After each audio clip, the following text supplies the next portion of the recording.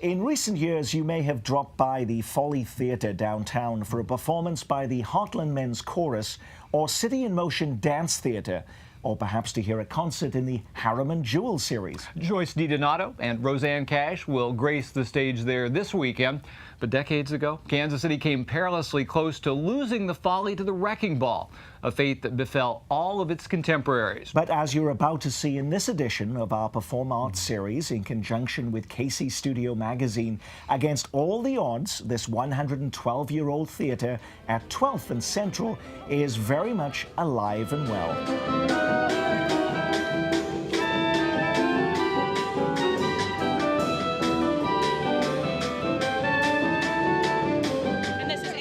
The Folly has been here since 1900, originally designed by Louis Curtis. He designed a number of buildings in the Kansas City area, and then in 1901 it changed over, so it did not remain the standard for very long, and the shows were the burlesque and vaudeville and, some long-running plays at that time.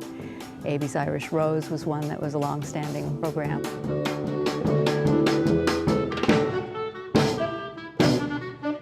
So she is the grand old lady of 12th Street, and she still remains as the oldest theater in Kansas City. But this might be the image that springs to mind for a great many Kansas Cityans. The brand of dance and disrobing that the Folly focused on after reopening its doors under that name in 1941. A style that over the decades grew more and more risque. In fact, by the time it closed in 1974, the Folly had X-rated skin flicks in the mix as well. Within a few more years, it seemed doomed to become another downtown parking lot. The Pigeons had dumped about 9.5 tons into the theater from all the broken windows and everything else. One of the chandeliers had actually fallen down into the balcony. It was horrible. When Joan identified this building and saw that it was possibly destined for the wrecking ball, she stopped Charlie Wheeler in the street and said, "We've got to do something. We must save this building." Joan Dillon and her husband George, along with other local luminaries like Bill Doremus and Mayor Wheeler, not to mention Walter Cronkite, helped lead the charge that turned the tide, ushering the Folly into a brand new era in November 1981. But it's one thing to turn on the lights, and another to sell enough tickets to enough different shows to keep the enterprise afloat. Cynthia Siebert has been a believer from the very beginning. Her friends of chamber music have made the Folly their full-time home since 1985, largely for one simple reason: how good it makes soloists and small ensembles sound. Invariably, the artists say this is one of the very best halls they've ever played in. In fact, Lincoln Center Chamber Music Society said, "My goodness, we couldn't believe it." Each one of us separately said, "Oh, you've got to go out there and see what it sounds like in the audience."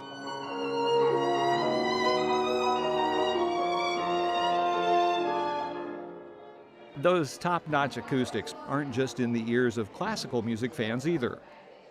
The Folly's Jazz Series has been a staple for much of the last 30 years, playing host to both the best of the old guard and ambitious young lions like pianist Vijay Iyer, who stopped by with his trio in mid-October.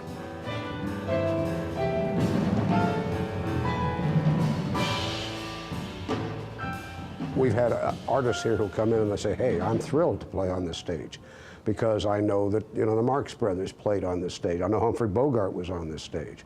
And I think that history has a relevance, yes. As a member of the Folly's board, Bill Shapiro has been doing his share and more to bring a new audience into the hall.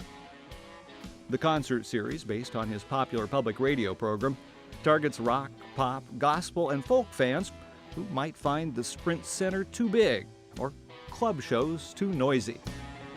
The acoustics in that room are phenomenal. The other thing is that the proximity of the audience to the stage is amazing. The throw between the front of the stage and the balcony is 50 feet. Almost every artist that I've brought in over the last 6-7 years has commented on what an amazing place this is. Randy Newman told me it was the best room acoustically he had ever played anywhere. What the Folly has never had is a spacious stage, or plenty of room in the wings.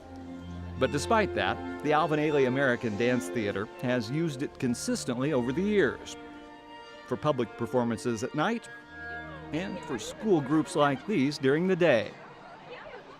Because the Folly also produces a children's series of its own, the sight of young people streaming through the doors is nothing out of the ordinary. Watching all these kids, ushering them into the theater, and then listening to them as they see their first live performance in many cases, it's very rewarding. We know that they'll remember it for years to come.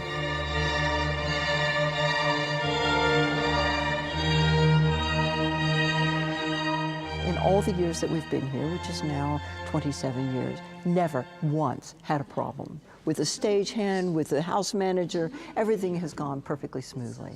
Now, I've had heaters and boiler systems that have been a little too loud. We tend to routinely turn them off during the concerts if we can.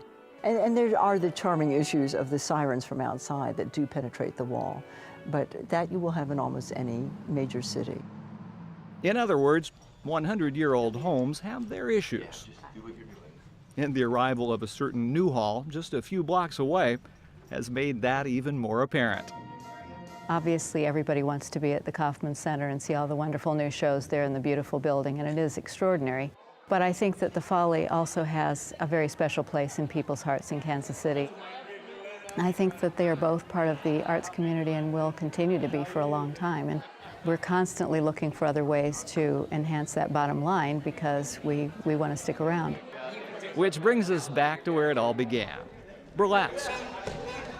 The comics and singers, Aerialus and Ecdysius, look it up. All playfully packaged together for the 21st century. One of the great things about this show is that we highlight local performances and local performers that really shine and give them a chance to be a part of the vaudeville experience and do what they do in a slightly different construct. We are in fact classy, but what I like about us is that we can really run the gamut from classy to not classy at all.